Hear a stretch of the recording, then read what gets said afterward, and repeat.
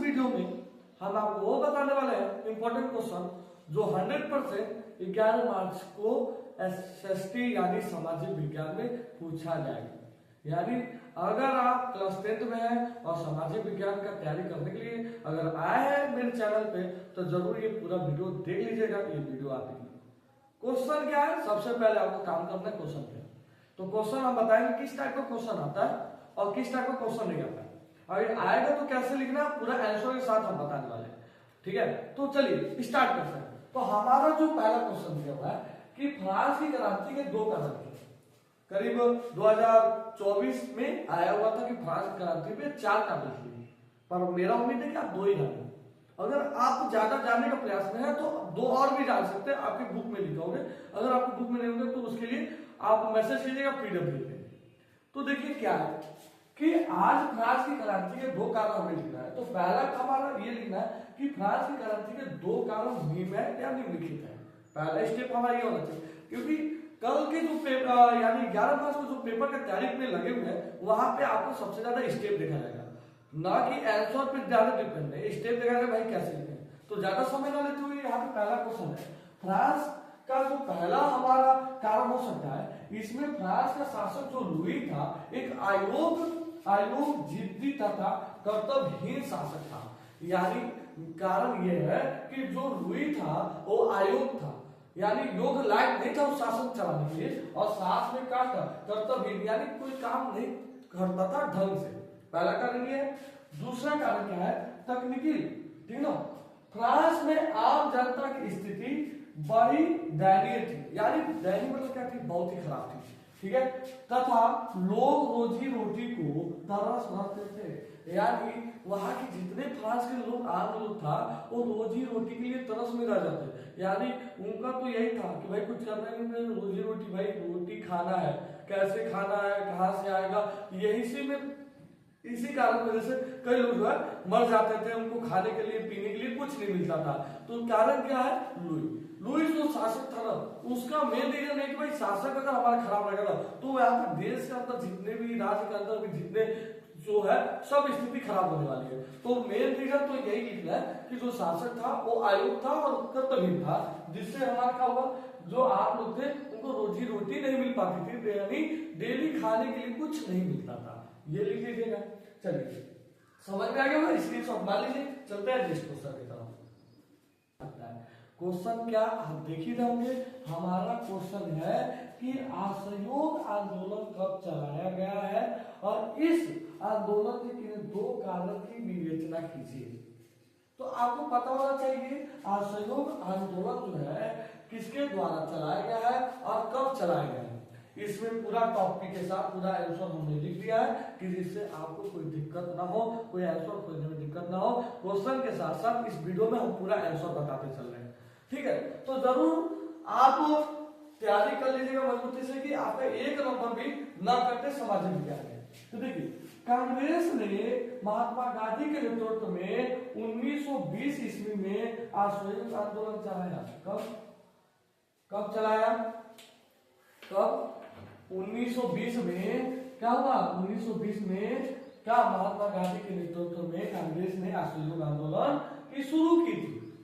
अभी शुरू किया था, अब आंदोलन शुरू करने का निर्णय लिया गया था। यह क्रांतिकारी कदम था, यानी ये आंदोलन जो था एक क्रांति के रूप में था, क्योंकि अभी 1920 में देश आजाद नहीं हुआ था। उसी समय जब ब्रिटिश शासक जो हमारे देश यानी भारत में जब राज्य कर रहे थे, तभी कांग्रेस के द्वारा महात्मा गांधी के नेतृत्व में 1920 में यह आंदोलन चलाया गया था। ये बहुत बड़ा क्रांति था और ये बहुत बड़ा कदम था। ये देखिए पॉइंट आपको वही लिखना है जो इससे रिलेटेड है।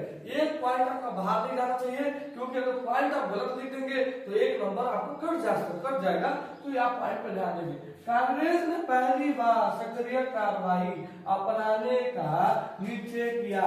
देखिए पहली बार क्या किया था, पहली बार कार्रवाई अपनाने का निश्चय किया था। ठीक है ना। अब इस क्रांतिकारी परिवर्तन के अनेक कारण थे। जो क्रांतिकारी का जो परिवर्तन था कि भाई अब परिवर्तन करना है तो कुछ करना पड़ेगा, तो ये बहुत बड़ा कारण हुआ था।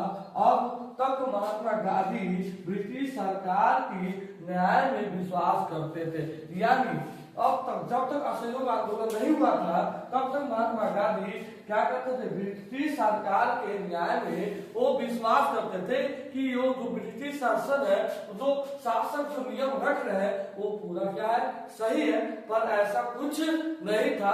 तो ये बहुत बड़ा दो मुद्दा हमने आपको लिखा दिया है, कब चालू किया गया तो भी लिखवा दिया है। तो 100% बच्चों आप जरूर तैयारी करके जाएगा, क्योंकि क्वेश्चन यहीं से लड़ेगा और 100% यहीं से सब क्वेश्चन आएंगे, ठीक है। तो स्क्रीनशॉट रख लीजिए, कोई दिक्कत है तो भी बता दीजिएगा। चलिए नेक्स्ट क्वेश्चन की तरफ, बहुत इंपॉर्टेंट है तो हर साल क्वेश्चन पूछता है, तो जरूर आपको ये क्वेश्चन जरूर देख लेना चाहिए, क्योंकि लास्ट में हम वो क्वेश्चन बताएंगे जो एकदम भैया आएगा। और रह गया मानचित्र के ऊपर, तो आप दिक्कत मत कीजिए, मानचित्र आपको बता दिया जाएगा क्या होगा कल, यानी आज ही बता दिया जाएगा नेक्स्ट वीडियो में कि मानचित्र क्या आएगा। तो अगर बात करते हैं हम मृदा अपवर्तन क्या होता है, ये देखिए मृदा अपवर्तन समझे होता क्या है, यानी एक जगह से दूसरे जगह जो माटी जाता है, जो मिट्टी होता है, मिट्टी उड़ के हवा द्वारा, कटाव द्वारा, चक्रवात के द्वारा, बाढ़ों के द्वारा जो मिट्टी जाता है उसी मृदा अपवर्तन कहते हैं। अब बात है कि लिखना कैसे जाने, तो यहाँ पे देखिए हमने लिख के पूरा आंसर दे दिया है, स्क्रीनशॉट डाल सकते हैं और यहाँ पे हम बढ़िया से बता रहे हैं कैसे लिखना आपको।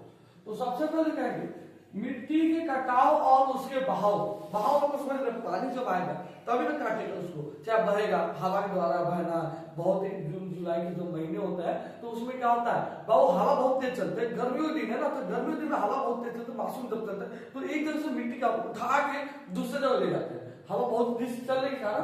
तो इस प्रक्रिया को मृदा अपवर्तन कहा जाता है। मृदा के बनने और अपवर्तन की क्रिया आमतौर पर तो साथ साथ चलती है, यानी मिट्टी बनने का और अपवर्तन होने का जो क्रिया तो दोनों साथ में चलता है, ठीक है। किंतु विभिन्न मृदा क्रिया से मृदा अपवर्तन तेजी से होने लगते हैं। अगर विभिन्न क्रिया होंगे तो मृदा अपवर्तन क्या होंगे बच्चों, बहुत ही तेज होने लगेंगे। क्या होने लगेंगे बच्चों, बहुत ही तेज, जिसके कारण हानि भी हो सकता है और साथ में लाभ भी होता है। तो ये जरूर आप पढ़ लीजिएगा एग्जाम के लिए कि मृदा अपवर्तन क्या होता है। हम आपसे ये कहेंगे सारे जितने क्वेश्चन बताए जाएंगे पूरे इंपॉर्टेंट क्वेश्चन बताए, तो जल्द से जल्द इसको स्क्रीनशॉट बना लीजिए। आप खुद देख सकते हैं कि क्वेश्चन क्या पूछा है कि राष्ट्रीय ग्राम रोजगार गारंटी अधिनियम 2005 एक संक्षिप्त टिप्पणी। तो देखिए इसका क्वेश्चन नहीं बन सकता ना कि 2005 में कौन सा अधिनियम चालू किया गया था। तो आपको पता है 2005 में जो अधिनियम जो चालू किया गया था रोजगार गारंटी का, तो रोजगार गारंटी क्या है, आइए यहाँ हम समझते हैं कि रोजगार गारंटी क्या है, जिससे रिलेटेड क्वेश्चन जरूर आएगा। तो रोजगार गारंटी क्या है, केंद्र सरकार ने भारत के लगभग 625 जिलों में काम का अधिकार लागू करने के लिए एक कानून बनाया। कैसा कानून बनाया, केंद्र सरकार यानी हमारे प्रधानमंत्री, केंद्र सरकार वही ना है, जो केंद्र की सरकार है, वो एक नियम बनाते हैं। कैसे नियम बनाते हैं बच्चों, आपको पता होना चाहिए कि काम का अधिकार लागू करने के लिए एक कानून बनाया जाता है। कितने जिलों में, 625 जिलों में, ये भूलिएगा नहीं। महात्मा गांधी राष्ट्रीय ग्रामीण रोजगार गारंटी अधिनियम 2005 कहते हैं। इस अधिनियम को क्या बोलते हैं कि महात्मा गांधी राष्ट्रीय ग्रामीण रोजगार गारंटी अधिनियम 2005 भी इसे कहते हैं। ये है क्या, रियल है क्या, तो उन सभी लोगों को जो काम करने में सक्षम है और जिन्हें काम की जरूरत है। मान लीजिए आप काम कोई कर रहे हैं तो आपकी क्या रोजगार की गारंटी, आप तो खुद रोजगार, उनको ये नियम पे लागू होता है कि जो रोजगार नहीं है यानी बेरोजगार है, कुछ करते करते नहीं है, ठीक है, तो उनके लिए कानून बना है। ठीक है, क्या बना है कि जो काम करने में सक्षम है और जिनको काम की जरूरत है, सरकार द्वारा वर्ष में 100 दिनों के रोजगार की गारंटी दी गई। यानी सरकार आपको 100 दिन तक काम करवाएगा और उसका जो पैसा बनेगा आपको देगा, इसी को हम बोलते हैं राष्ट्रीय रोजगार गारंटी, जो 2005 में लागू किया गया था। तो इसे जरूर पढ़ लीजिएगा और स्क्रीनशॉट मार लीजिए, जिससे आप भूलेंगे नहीं, एक बार जरूर देख लेंगे। पहला क्वेश्चन है कि उत्तरदायी शासक क्या होता है, उसके अर्थ समझाइए क्या होता है, ये क्वेश्चन देख लीजिएगा। दूसरा क्वेश्चन क्या है, भारत में सौर ऊर्जा का भविष्य उज्जवल क्या है, इस पर व्याख्या कीजिए। तो सब क्वेश्चन का लिखा है, आंसर कैसे लिखना है तो बढ़िया से देख लीजिए, समझ भी लीजिए क्या होता है। वह शासन जिसमें शासक वर्ग जनता यानी जनता द्वारा चयनित प्रतिनिधियों के प्रति उत्तरदायित्व दिए, यानी इस समय जो हमारा लोकतंत्र चल रहा है, अगर किसी को प्रधानमंत्री बनना है तो हम क्या करते हैं, तो जनता के द्वारा क्या होता है, वोट दिया जाता है, तो बहुमत पारित होने पर उसको प्रधानमंत्री बनाया जाता है। तो अगर हमारे गांव का बात किया जाए तो प्रधान की बात करते हैं, तो प्रधान में हमारा क्या होता है, अगर किसी को, अगर हम लोग जनता लोग अगर उसको वोट देते हैं, तो अगर 4-5 लोग उठा हुआ है तो उसमें जिसका बहुमत पारित होगा वो हमारा गाँव के क्या होता है, ग्राम के प्रधान बन जाते हैं। तो उसी को क्या बोलते हैं भाषा में, उत्तरदायी शासक की। इसमें समझ सकते हैं वो शासक जिसमें शासक वर्ग जनता यानी जनता द्वारा चयनित प्रतिनिधियों के प्रति उत्तरदायित्व होती है, उत्तरदायी शासक होता है। ठीक है। दूसरा देखिए, भारत में सौर ऊर्जा का भविष्य उज्जवल, यानी सौर ऊर्जा यानी सोलर प्लांट। इस समय हर जगह देख रहे होंगे कि जो हमारे घरों में सोलर लग जा रहा है, जिससे कि बिजली की बचत हो जा रही है, पैसे खर्च कम हो जा रहा है। तो इससे हम क्या कर सकते हैं, सोलर के द्वारा जो होता है, सौर ऊर्जा के द्वारा हम अपने आराम से बिजली उत्पन्न कर सकते हैं। तो करना क्या है कि भारत एक उष्णकटिबंधीय देश है, ठीक है ना, यहाँ सौर ऊर्जा के दोहन की असम संभावना है। एक अनुपात के अनुसार यह लगभग 20 मेगावाट प्रति वर्ग किलोमीटर की प्रति वर्ष है। तो आप इस क्वेश्चन का एकदम 100% तैयारी कर लीजिए बच्चों, और ये क्वेश्चन 100% आपके एग्जाम में आएंगे और आप देखेंगे कि सभी क्वेश्चन 100% आएंगे। और यहीं पर अपने वीडियो को रोकते हुए जय हिंद जय भारत।